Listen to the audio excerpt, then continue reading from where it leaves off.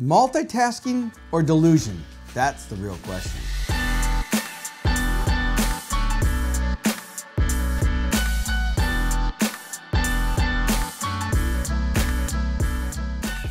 Welcome to Fordify, where we help you fortify your business. Now each week we pick a random topic chosen by the Fordify button. So let's see what this week's episode is going to be about.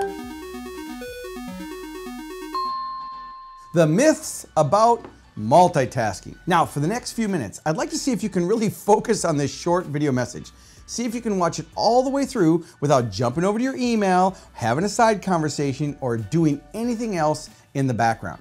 So what is your opinion on multitasking, as defined by trying to do two things at once, or also known as task switching? For example, writing a document while jumping back and forth in your email.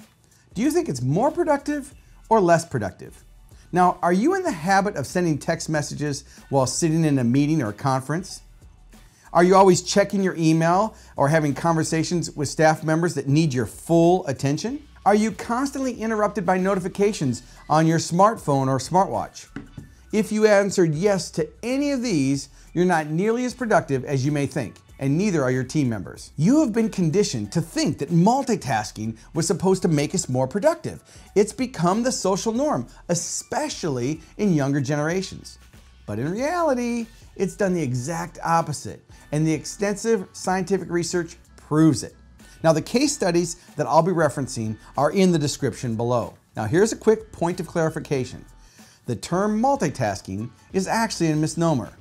People can't actually do more than one cognitive task at a time, meaning tasks that need your full attention. Sure, you can jog and listen to music, but this is different. Instead, we switch tasks, so the term that's used in the research is called task switching. Now, here are some of the facts. Multitaskers took longer to complete tasks and produced more errors. People had more difficulty retaining information while they were multitasking. And multitaskers lost a significant amount of time switching back and forth between tasks, reducing their productivity by up to 40%. Habitual multitaskers are less effective than non-multitaskers, even when doing one thing at a given time, because their ability to focus was impaired. Bottom line, multitaskers typically think they're more effective than they actually are. Now, assuming that you do want to improve your performance, get more done so you have more time to play, let's cover a few guidelines to help you minimize multitasking. Number one, follow the 80-20 rule, also known as the Pareto principle. 20% of the work you do gives you 80% of the impact and effectiveness. Now, the busier we get, the more multitasking we end up doing. But according to the research, the result is that you're actually less effective. So focus on identifying the 20% of your tasks that are really effective and then do them one at a time. What? One at a time. Now, once you have the 20%, which is your main priorities that you want to focus on, block out time on your schedule for those outcomes. Then it's important to also block out time for checking your email, checking your voicemail, and of course, that little social media post that you might be doing. Don't answer that email just because it dropped into your inbox. Number three. Now, I fought this one for a long time. Take mental breaks. Yep, you heard me say it. Now, the productivity experts haven't reached a consensus of how long you should go before you take a break, but it's somewhere in the 50 to 90-minute range. Now, I can hear my staff cheering in the background because it used to frustrate me so much when I would see them standing in the hall talking instead of at their desks working.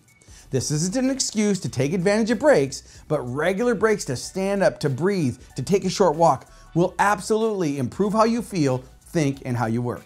Number four, it's totally normal to be working on one thing when another thought or idea takes you off that focused task. Now, when it does, capture it in a virtual parking lot, where you jot down the distracted thought. Then get back to your main focused outcome. Your mind will be at ease and you'll be way more productive. Now that you have a plan, here are a few tips to help keep you on track for those inevitable distractions and interruptions. Grab your cell phone and go into the settings and significantly reduce or turn off altogether those automatic notifications. Next, I want you to go into your computer and turn off those notifications too. And of course, don't be afraid to say no. When you say yes to everything, you may get quickly overwhelmed, overcommit, and underdeliver.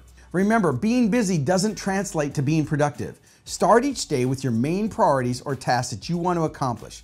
Then evaluate your progress with critical thinking to identify the distractions and those interruptions that get in your way, and then get them out of your way so you can get more done.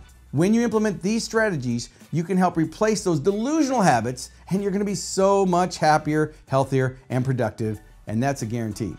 That's it for this week's episode of Fordify. Like what you see? Subscribe to be notified of upcoming episodes. Thanks for watching. I'll see you next time on Fordify, where we help you fortify your business. Hang on.